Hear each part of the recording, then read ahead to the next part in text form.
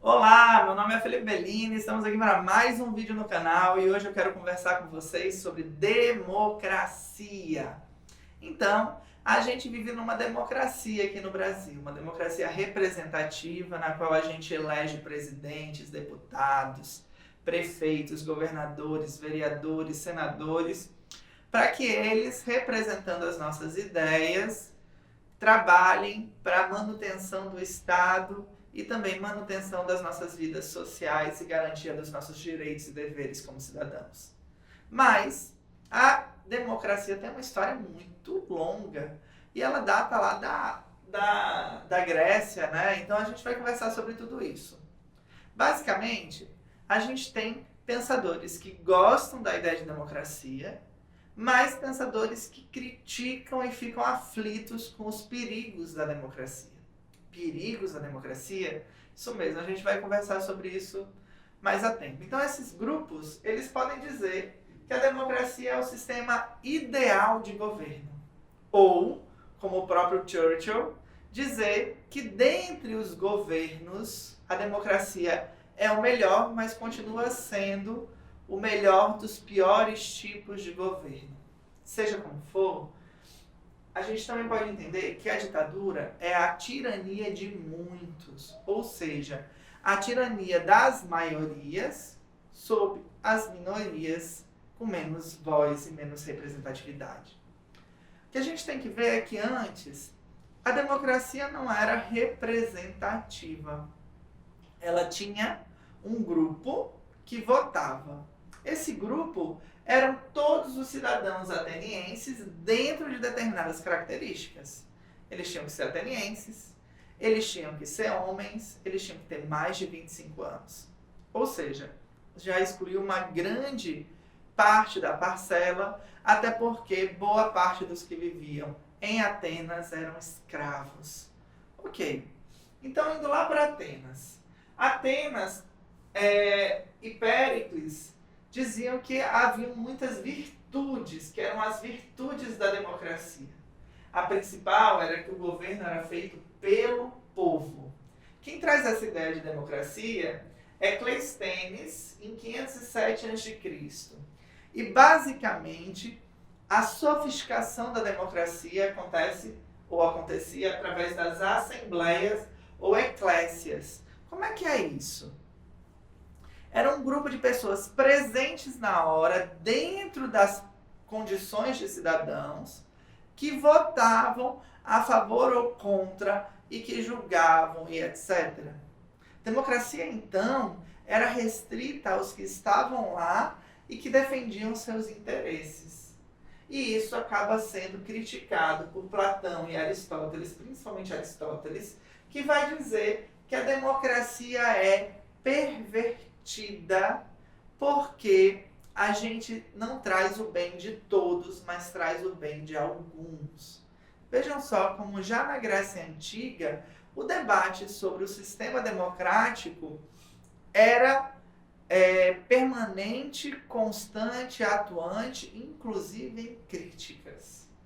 Daí a gente pode pensar então, né, que o grande favorecimento da democracia está na ideia de liberdade e igualdade antes das leis e políticas, porque eu traria a voz do povo e permitiria que o povo cidadão se manifestasse e se colocasse.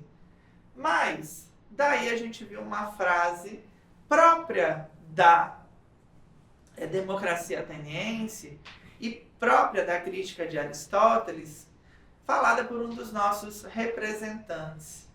A favor das minorias e das maiorias, né? A favor das maiorias e não das minorias. E essa passa a ser a maior crítica ao longo dos milênios sobre quanto ao sistema democrático. Para isso, muita gente ralou para tentar resolver e trazer a democracia. Quando a democracia perde por Esparta, através do totalitarismo representado por Esparta, ela fica morta por muito tempo. E ela retorna, né, composição romana e depois, só muito depois, com as quedas das monarquias.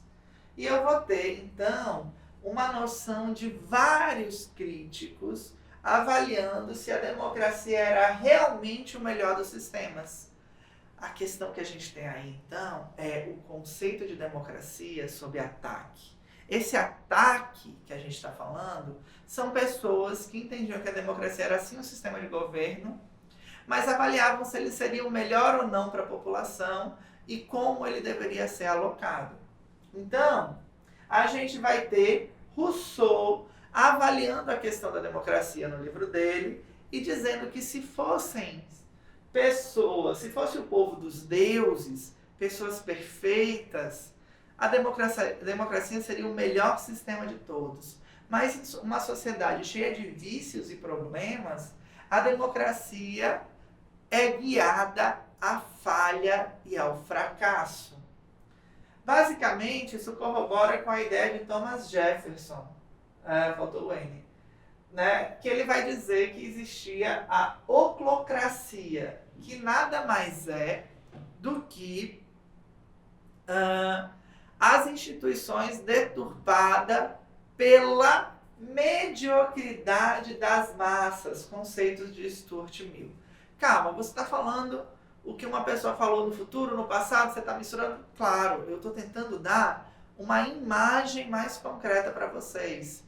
Basicamente, o medo que se tinha era que, uma vez que a democracia era a voz de todos e das maiorias, e era controlado por todos, faltaria organização e faltaria o respeito aos outros, a noção de povo enquanto coletivo, com suas diferenças entre maiorias e minorias. Tá, Felipe? E como é que a gente resolve isso? Era o que esses caras estavam tentando resolver. O que essas pessoas que criticavam a democracia estavam fazendo era pensar melhores mecanismos para conseguir dar aproveitamento à democracia. Então, a gente vai ver o surgimento da noção de Constituição.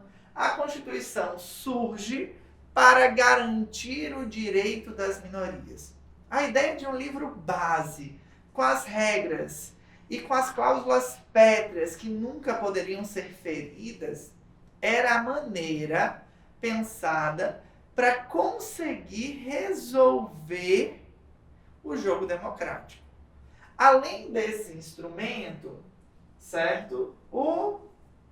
E para evitar a tirania de muitos, o James Mill, eu estou um pouquinho perdido, eu pensei em fazer um grandíssimo jogral aqui, na verdade um mosaico, pensando em ir de tema em tema, variando, e não ficou muito bom, na próxima eu vou melhorar. Bom, voltando. Então, a gente tem o James Mill e ele fala sobre a necessidade de limitar o poder. Limitar o poder. Um artefato, a Constituição. O segundo artefato, a democracia representativa. Pessoas de destaque intelectual e social que participam do jogo democrático seriam eleitos pelas massas para representá-las, mas numa condição de que a massa os reconhecia como os expoentes de seu povo.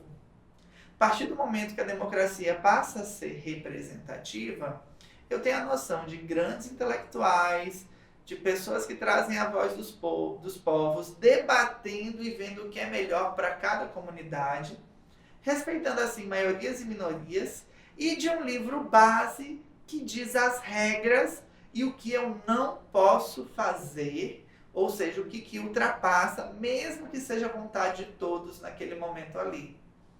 Então, basicamente, o que se traz é a proposta do Locke de que há necessidade do povo de consentir o que o governo pode ou não pode fazer.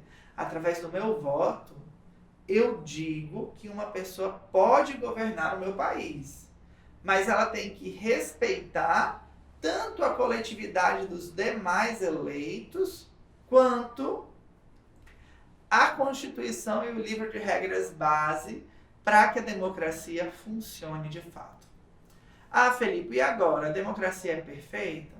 Não, não é. A democracia tem milhares de falhas, centenas e milhares. E basicamente, o que a gente vê é uma tentativa de melhora e progressão da democracia. Isso acontece com avanços e atrasos, mas ao longo das décadas, nós vivemos o nosso melhor momento democrático no Brasil. E é importante fortalecer a ideia de que é através da democracia que nós conquistaremos a voz de todos, respeitando minorias e não minorias, respeitando o frágil, o fraco e o pobre como os que podem. Essa é a grande voz de igualdade e liberdade que a democracia nos traz. E liberdade nada mais é do que um outro nome para responsabilidade. É isso. Espero que vocês tenham gostado. Votem bem e, além de votar, cobrem bem. É isso. Até a próxima. Tchau, tchau.